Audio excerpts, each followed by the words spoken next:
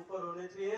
और पूरी ताकत के साथ में भारत माता की जय नहीं बोलेंगे तो ईआरसीबी का काम चालू नहीं होगा। दोनों हाथ खड़े करिए ऊपर, पूरी ताकत से बोलिए भारत माता की, भारत माता की। मुझे पता था अलवर में सीधी उंगली से काम चलेगा नहीं। ईस्टर्न राजस्थान कैनाल प्रोजेक्ट और पार्वती काली सिंध चंबल परियोजना, इन दोनों को समन्वित रूप से जोड़ते हुए नदियों को जोड़ करके पानी की कमी वाली नदियों में पानी पहुंचाने की स्वर्गीय अटल जी की परियोजना की दूसरी कड़ी के रूप में राजस्थान और मध्य प्रदेश के बीच इस पूर्वी राजस्थान के लिए जीवनदायिनी गंगा के रूप में इस पीकेसी ईआरसीबी परियोजना के एमओयू दस्तखत हो जाने की खुशी में आज यहाँ इस अलवर जिले के कोटखाता गांव में आयोजित कार्यक्रम में मंच पर उपस्थित राजस्थान के यशस्वी मुख्यमंत्री और जिनका अपन गांव में क्या करें, कोई नई बहू घर में आवे या नयो कोई आदमी घर में आवे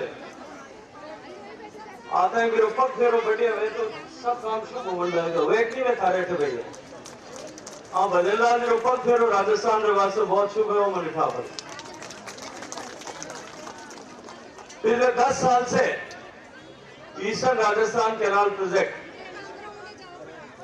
लगभग 2016 में माननीय वसुंधरा जी ने इसकी कल्पना की थी, तब से लेकर के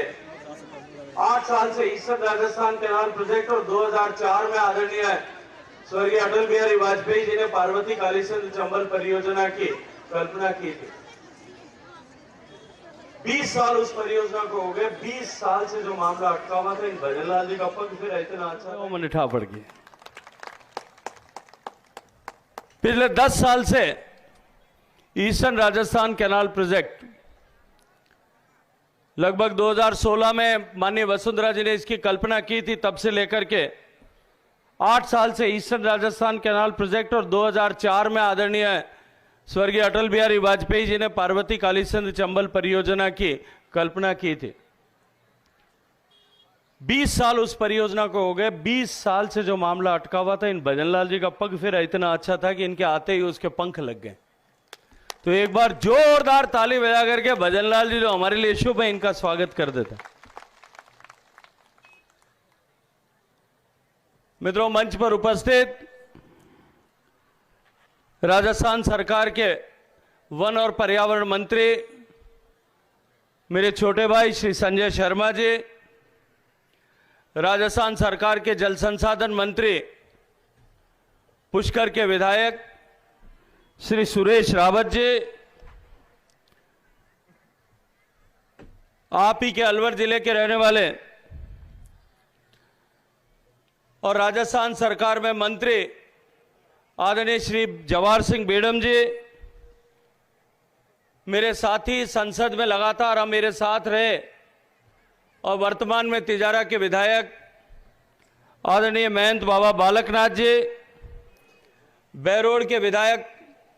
राजस्थान सरकार के पूर्व मंत्री आदरणीय जसवंत यादव जी, विधायक बांसुर देवी सिंह जी, विधायक रमेश खींची जी, पूर्व मंत्री पूर्व विधायक आदरणीय श्री हेम सिंह बड़ाना जी, श्री ज्ञानदेव आहूजा जी, श्री रामेत यादव जी, श्री मामन सिंह जी, मंच पर उपस्थित भारतीय जनता पार्टी के वरिष्ठ नेता आदरणीय श्री मुकेश दादिज जी, आदरणीय श्री जय आहूजा जी, पूर्व विधायक बनवारी सिंगल जी, मंच पर उपस्थित भारतीय जनता पार्टी जिला परिवार के मुखिया जिले के अध्यक्ष आदरणीय अशोक गुप्ता जी, अलवर उत्तर के अध्यक्ष आदरणीय उमेश सिंह जी, इस कार्यक्रम में मंच पर उपस्थित भारतीय जनता पार्टी के अन्य वरिष्ठ कार्यकर्ता, सरकार के अधिकारीगण और आज इस धन्यवाद सभा में आए हुए सभी पितातुल्य बुजुर्ग, दूर दराज के क्षेत्र से आई हुई मेरी माताएं, बहनें, युवा साथियों, पत्रकार मित्रों, मैं आज आप सब लोगों को धन्यवाद देने के लिए आया हूं। ये जो धन्यवाद सभा है, इसमें हम सब लोग मिलकर के तो शायद भजन लाल जी का धन्यवाद करने के लिए आए होंगे, लेकिन मैं तो आप लोगों के बीच में हृदयपूर्वक धन्यवाद देने के लिए आया हूं। और धन्यवाद देने के लिए मैं आप लोगों के बीच में इसलिए आया हूं कि विधानसभा के चुनाव से पहले मैं आप लोगों के बीच में आया था पार्टी के निर्देश पर, और मैं ये चाहता था कि ये जो झूठ का पहाड़ पिछली कांग्रेस की सरकार ने 5 साल में खड़ा किया था, इस अलवर जिले सहित इस पूर्वी राजस्थान के 13 जिले जो अब नई रचना के अनुरूप 21 जिले हो गए, इन 13 जिलों के 83 विधानसभा क्षेत्र और इसमें रहने वाले लगभग 3.5 करोड़ लोगों के प्यासे कंठों पर जो राजनीति पिछले 5 साल तक अशोक गहलोत सरकार कर रही थी, इन 13 जिलों के जो लगभग 17 लाख बीघा जमीन की सिंचाई जो हो सकती थी, उस प्यासी जमीन पर जो राजनीति अशोक गहलोत सरकार कर रही थी, मैं आप लोगों से निवेदन करने के लिए आया था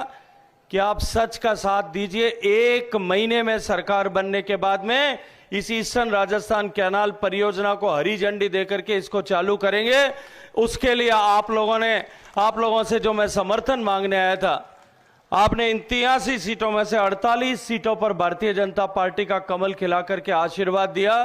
मैं हृदयपूर्वक आप सबका अभिनंदन करता हूं, आप सबका आभार ज्ञापित करता हूं, आप सबका धन्यवाद करता हूं। मित्रों, किसी जमाने में अलवर, भरतपुर क्षेत्र, पूर्वी राजस्थान के क्षेत्र में जमीन में बहुतायत में पानी उपलब्ध था। मैं तो पूर्व पश्चिमी राजस्थान से आता हूं, जैसलमेर से, जोधपुर से मेरे क्षेत्र में जमीन में पानी नहीं होने के कारण से हमने अकालों की मार सही और देखी है। लेकिन इस पूर्वी राजस्थान के लोग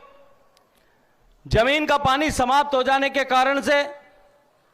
बरसात की कमी हो जाने के चलते हुए यहां बने हुए छोटे बांधों, तालाबों के सूख जाने के कारण से इनका जीवन संकट में आ गया था।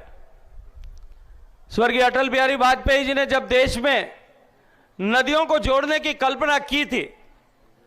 तब उन्होंने देश में जो 30 लिंक ऐसे आइडेंटिफाई किए गए थे, जहां जिन नदियों में ज्यादा पानी है, प्रचुरता के साथ में पानी है, बाढ़ के समय में अधिक पानी जाता है, उनसे कैसी नदियों के क्षेत्र में, प्रवाह क्षेत्र में जहां पानी की कमी आ गई है, वहां पहुंचाया जा सके, पानी भेजा जा सके, ऐसी नहरें बनाने के, ऐसे नदी जोड़ने की कल्पनाएं की गई थी। और यह पार्वती काली सिंध चंबल परियोजना उसका एक हिस्सा थी। लेकिन दोनों राज्यों के बीच में सहमति न बन पाने के कारण से और राजस्थान के हितों के प्रतिकूल होने के चलते हुए राजस्थान की तत्कालीन सरकार ने 2003 से 8 के बीच में आदरणीय वसुंधरा जी की सरकार थी, उन्होंने इसको स्वीकृति देने से इनकार कर दिया था। एक बार बीच में अशोक गहलोत साहब की कांग्रेस की सरकार बनी, उनके लिए राजनीति पहले थी, लोगों के प्यास बुझाना उनकी प्राथमिकता नहीं थी। उन्होंने इस दिशा में कहीं कोई किसी तरह का प्रयास नहीं किया।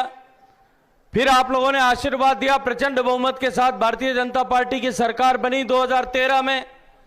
आदरणीय वसुंधरा जी के समय इस पर अध्ययन हुआ, पूरा विचार विमर्श हुआ, डीपीआर बनाए गए और डीपीआर बना करके उसको इवैल्यूएशन पर भेजी, लेकिन उसमें कुछ तकनीकी कमियों के चलते हुए वो डीपीआर उस समय अप्रूव नहीं हो पाई और एक बार फिर दुर्भाग्य से 2018 में कांग्रेस पार्टी की सरकार राजस्थान में बनी। 2019 में आपने दोबारा माननीय प्रधानमंत्री नरेंद्र मोदी जी को देश की प्रधानमंत्री की कुर्सी पर बैठने का आशीर्वाद प्रदान किया था। और अब सौभाग्य से, आप सबकी शुभकामनाओं से, आप सबके आशीर्वाद से, आप ही के राजस्थान के बेटे को मुझे देश के जल शक्ति मंत्री के नाते दाएं काम करने का सौभाग्यपूर्ण अवसर माननीय नरेंद्र मोदी जी ने दिया था।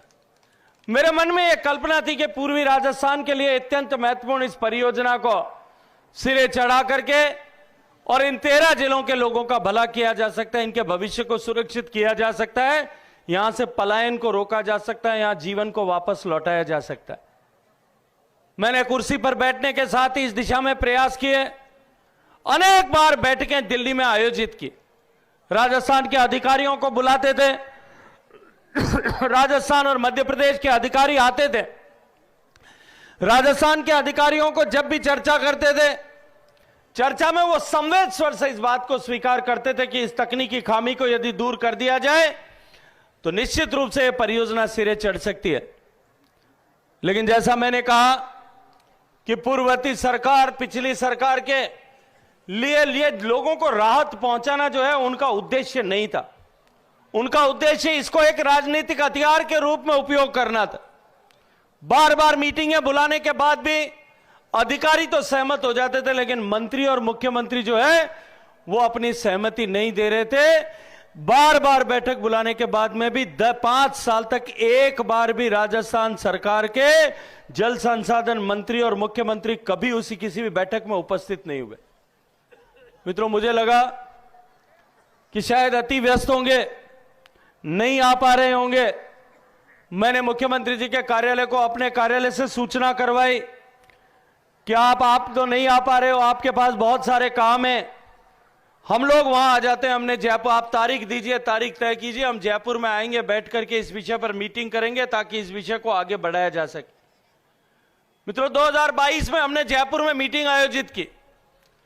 अधिकारियों का लवाजमा लेकर के पूरी भारत सरकार का हम जयपुर में पहुंचे। मुख्यमंत्री जी के कार्यालय ने, मुख्यमंत्री जी ने स्वयं समय तय किया था, मंत्री ने समय तय किया था। जिस दिन बैठक थी उसके पहले दिन रात को 9 बजे मेरे ऑफिस को मेल लिखी कि न मंत्री आ सकते हैं और न मुख्यमंत्री आ सकते हैं, दोनों ही नहीं आएंगे। तब मैंने संकल्प किया था कि राजस्थान से इस कांग्रेस के कुराज को उखाड़ फेंकने के बाद में 1 महीने के भीतर राजस्थान को इस ईआरसीपी की सौगात देने के लिए काम करूंगा। मित्रों, जब ये बार बार रुक रहा था, गहलोत साहब इसको राजनीतिक भस्मासुर की तरह खड़ा कर रहे थे। भारतीय जनता पार्टी को कटघरे में अपने दोष को छुपा करके भारतीय जनता पार्टी की, केंद्र की, मोदी जी की सरकार को कटघरे में खड़ा कर रहे थे। मैं माननीय प्रधानमंत्री जी के पास गया, मैंने प्रधानमंत्री जी से आग्रह किया, निवेदन किया कि माननीय प्रधानमंत्री जी, तकनीकी कमी राजस्थान पूरा करता नहीं है और बार बार हमको जो है अपराधी बनाने के लिए काम करता है, अपशब्दों के साथ में आपके और मेरे दोनों के चरित्र हनन का प्रयास करते हैं। माननीय प्रधानमंत्री जी ने कहा कि कहीं ठहरने की आवश्यकता नहीं है, रुकने की आवश्यकता नहीं है, कुछ नया सोचो। और मित्रों, ईआरसीपी से आगे बढ़ करके हमने पुराने पीकेसी और ईआरसीपी को कैसे जोड़ सकते हैं, इसको लेकर के रुड़की में एक बैठक की। देश भर के हाइड्रोलॉजी को समझने वाले, पानी को समझने वाले इंजीनियर्स को बुलाया, मध्य प्रदेश के अधिकारियों को बुलाया, राजस्थान के अधिकारियों को बुलाया। उनके साथ में बैठ करके 3 दिन तक हमने विचार विमर्श किया, चर्चा किया और माननीय प्रधानमंत्री जी के आशीर्वाद से उनके सुझाए गए रास्ते में एक नया रास्ता निकला। और वो नया रास्ता जो है वो आज वो सपना अपने यहां पे साकार हो रहा है। ये जो संशोधित पार्वती काली सिंध चंबल परियोजना, जिसको ईआरसीपी के साथ में इंटीग्रेट किया, ये इंटीग्रेट करने के बाद में ये देश का दूसरा नदी जोड़ने का ऐसा प्रकल्प बनना सिद्ध हुआ है। पहला प्रकल्प के रूप में माननीय प्रधानमंत्री जी के आशीर्वाद से, उनके हस्तक्षेप से उत्तर प्रदेश और मध्य प्रदेश के बीच में केन और बेतवा नदियों को जोड़ने का प्रकल्प पर काम प्रारंभ हो गया है। लगभग 45,000 करोड़ रुपए की लागत से मध्य प्रदेश और उत्तर प्रदेश के बीच में उन दोनों नदियों को जोड़ेंगे, जिससे बुंदेलखंड, जो मध्य प्रदेश और उत्तर प्रदेश दोनों में हिस्सा आता है, जहां पानी की भीषण कमी है, हमारे यहां जैसा ही पानी का संकट वहां भी है। मैं माननीय मुख्यमंत्री जी, मैं जब प्रधानमंत्री जी के साथ में झांसी गया था, जल जीवन मिशन के कार्यक्रम का उद्घाटन करने के लिए, वहां परियोजना का शिलान्यास करने के लिए गया था, तो वहां के सांसद जी ने बताया कि हमारे यहां महिलाएं एक कहावत कहती हैं कि खसम मर जाइए पर गगरी न फूटे, कि चाहे मेरे पति की मृत्यु हो जाए लेकिन मेरी मटकी नहीं फूटना चाहिए। पानी का दर्द कितना बड़ा था वहां की महिलाओं के लिए, पानी अपने सुहाग से भी ज्यादा कीमती था। उस क्षेत्र के लिए हमने नई परियोजना घोषित की और उसमें मध्य प्रदेश और उत्तर प्रदेश के बीच में 4 लाख हेक्टेयर की सिंचाई होगी। और उसी तरह से, उसी क्रम में मुझे प्रसन्नता है कि प्रधानमंत्री जी के आशीर्वाद से आदरणीय बजरलाल जी और आदरणीय मुख्यमंत्री मध्य प्रदेश श्री मोहन यादव जी दोनों के ने जिस तरह से विचार किया, तत्परता पूर्वक जिस तरह से काम किया, दोनों राज्यों के माननीय मंत्री सुरेश रावत जी और तुलसीराम सिलावट जी ने जिस तरह से प्रोएक्टिवली काम किया, अधिकारियों ने काम किया। मित्रों, मैं चुनाव से पहले जो वादा करके आपको गया था, 1 महीने के भीतर जो है इसको पूरा करके लागू करूंगा। उसको लागू करने के लिए हमने दोनों राज्यों के बीच में प्रधानमंत्री जी के आशीर्वाद से समझौता कराने में सफलता प्राप्त की। और मैं आज आपको एक बात का भरोसा दिलाता हूं। मुझे 3-4 दिन पहले कुछ पत्रकारों ने जयपुर में पूछा था कि ईआरसीपी तो आपने कर दिया, लेकिन ईआरसीपी की नदी की नहर का पानी कब आएगा, यह परियोजना कब पूरी होगी। मैंने उनसे कहा था, वही बात आज आपके सामने दोहरा रहा हूं कि यह मोदी जी की सरकार है और मोदी जी ने यह सिखाया है कि जिस काम की परिकल्पना की आप जो है एस्टीमेट आप बनाओ, डीपीआर आप बनाओ, उसका जो शिलान्यास भी हम ही करते हैं और जिसका शिलान्यास हम करते हैं उसका उद्घाटन भी हम ही करते हैं। 5 साल में इस परियोजना को पूरी करके आपके घर तक पानी पहुंचाने के लिए काम करेंगे। इस परियोजना का आकार राजस्थान की आजादी के बाद से लेकर के अब तक की राजस्थान की एक परियोजना अगर मैं बात करूं तो यह सबसे बड़ी परियोजना ईस्टर्न राजस्थान कैनाल प्रोजेक्ट होगी। 45,000 करोड़ रुपए की लागत केवल राजस्थान के क्षेत्र में जो काम होगा उस पर खर्च होगा और लगभग 30,000 करोड़ रुपया मध्य प्रदेश में खर्च होगा। राजस्थान में 45,000 करोड़ रुपया खर्च करके इन 13 जिले जो पुराने थे अब 21 जिले हो गए।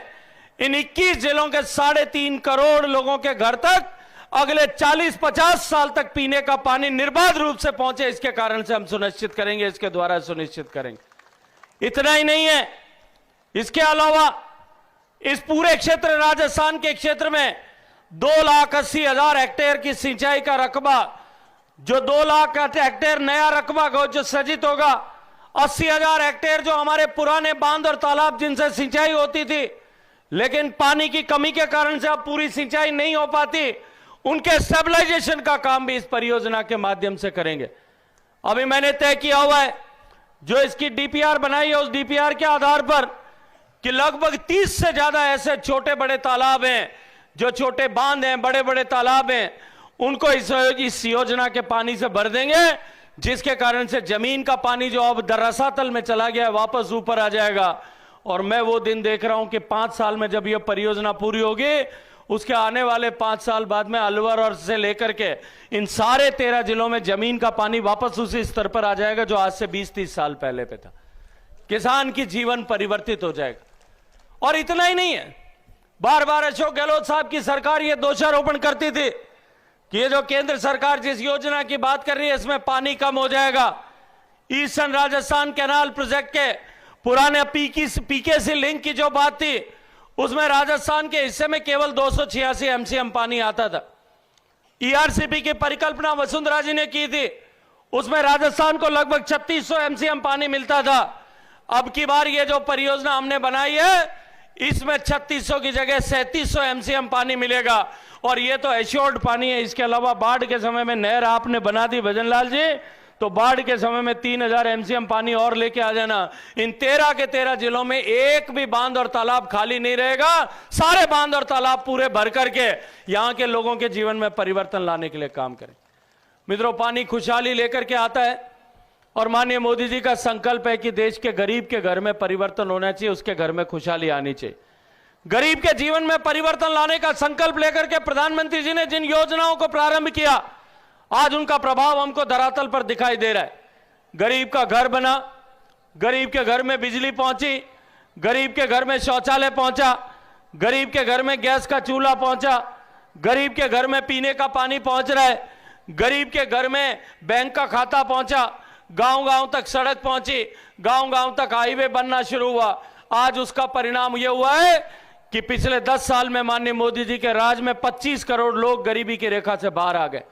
देश बदल रहा है और इस बदलाव के दौर में हमारा राजस्थान भी बदले। इस बदलाव के दौर में हमारा राजस्थान देश के बदलाव का वाहक बने, इस संकल्प को लेकर के डबल इंजन की सरकार बन रही है और मैं बनी है। और मैं माननीय प्रधानमंत्री जी की तरफ से आज आप सबको भरोसा और विश्वास दिलाता हूं कि भारत की सरकार किसी भी तरह की कोई कमी इसमें नहीं छोड़ेगी। जो ईआरसीपी की परियोजना की बात माननीय वसुंधरा जी ने की थी, उसमें राजस्थान की सरकार को 40,000 करोड़ में से 60% पैसा जो है वो भारत सरकार से मिलता। लगभग 16,000 करोड़ रुपया भारत सरकार को राजस्थान की सरकार को खर्च करना पड़ता, आप सब लोगों को खर्च करना पड़ता। ये जो परियोजना अभी हमने स्वीकृत की है प्रधानमंत्री जी के आशीर्वाद में, इसमें 90% पैसा भारत सरकार वहन करेगी, केवल 10% पैसा राजस्थान की सरकार को वहन करना पड़ेगा और पानी भी उससे ज्यादा मिलने वाला है। इसलिए मैं आप सबको बधाई देते हुए माननीय मुख्यमंत्री जी का भी हृदयपूर्वक धन्यवाद करता हूं कि जो संकल्प मैंने किया था, मैंने अलवर से लेकर के, धौलपुर से लेकर के, कोटा से होते हुए जयपुर तक जाकर के जो बात आप सबके सामने रखी थी और चुनाव के समय में जो वादा आपसे किया था, परिवर्तन यात्रा के समय में जो वादा आपसे किया था कि इस पीआरसीपी को हम लागू करेंगे और 1 महीने में लागू करेंगे, तत्परता से इनकी सरकार ने काम करते हुए इसको लागू करने का काम किया है। मैं प्रधानमंत्री जी की तरफ से आप सबको बधाई देते हुए, आप सबको शुभकामनाएं देते हुए कि 5 साल में इस राजस्थान का और पूर्वी राजस्थान का नक्शा बदल करके यहां खुशहाली की बयार ला करके रखेंगे, इस बात का भरोसा और विश्वास दिलाते हुए आप सबको हृदयपूर्वक धन्यवाद देता हूं। बोलिए भारत माता की।